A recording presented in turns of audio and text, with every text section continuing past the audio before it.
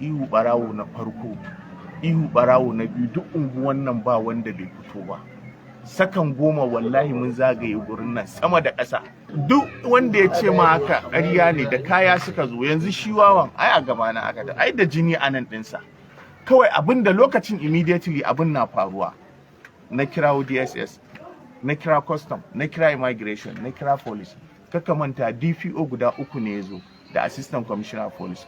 Vigilante gaba ɗaya da na caranci da na ɗorayi da na kumbu ba waɗanda ba su zo ba. Urgent gurin nan minti 5, 12 da minti 5 gurin nan gaba ɗaya jami'an tsaro ne ƙasa da sama.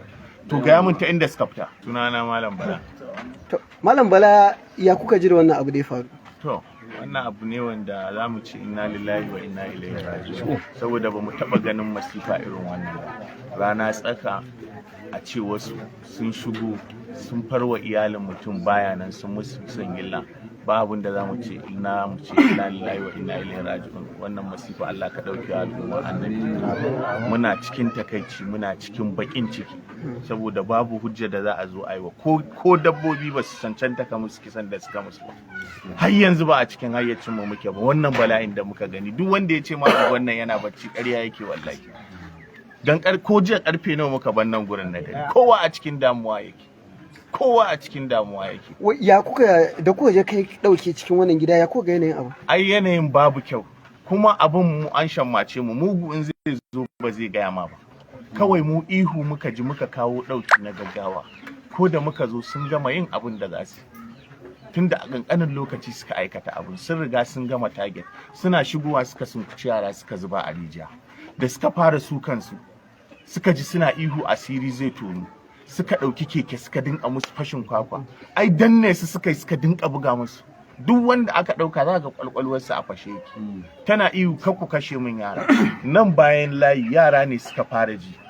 Sai wata mata ta zo wuciya sai ta ce kunji aljanu suna faɗa. Kaga mace ba za ta ɗauki magana yara serious ba. Masu fenti da suka ji wannan magana sai suka kashe MP. Suna ji sai suka ji ana wayyo Allah. Umar kar ku kashe mu. Umar zan ma bayani. Sai suka zagayo baya sai suka gaya Mario na leƙowa sai ga shi Umar ɗin da wannan wawan a sama. Ihu barawo, wallahi ihu barawo na farko, ihu barawo na biyu, duk unguwan nan ba wanda bai fito ba.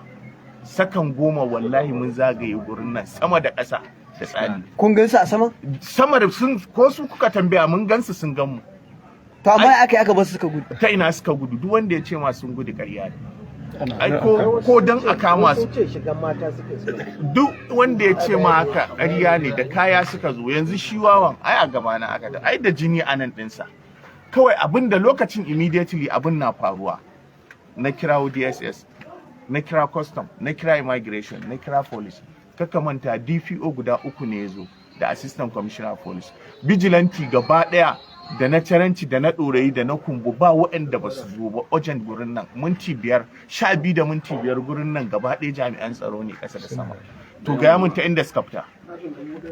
Karfe nawa aka zo aka ɗauki guda ɗayan? Su kuma ina aka kama su? Gaskiya ne. Duk a gaba na aka tisa su. Kawai abin da aka yi, an yi taku. Jami'an tsaro sun nuna intelligence, sun mana abin da muke so da mun Nasiru Zango da muka waya da shi, abin da ya fara ce mun dan Allah mutanen nan a rike su ka a kashe su. Yara sun tunzura, sun ce wallahi sai sun kashe. To in an kashe su ta ina za a samu information? Sai Nasiru ya ce ana zargi, an ji an yi a Tudun Yola, an yi a Gandu, an yi a Gaida, gashi an zo an muku da sheka. Ya ce in aka rike su za a samu information. To ka ji dalili. Ma'aikata suka aiki cikin intelligent, amma gaba ɗayan mu wallahi tallahi dukan mu haɗe a zahar la'asar magariba isha muka.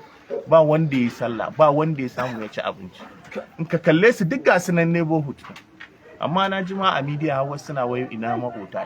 Yes. Wallahi 10 seconds, sakan 10 wallahi bai kai ba mun zagaye gurin nan.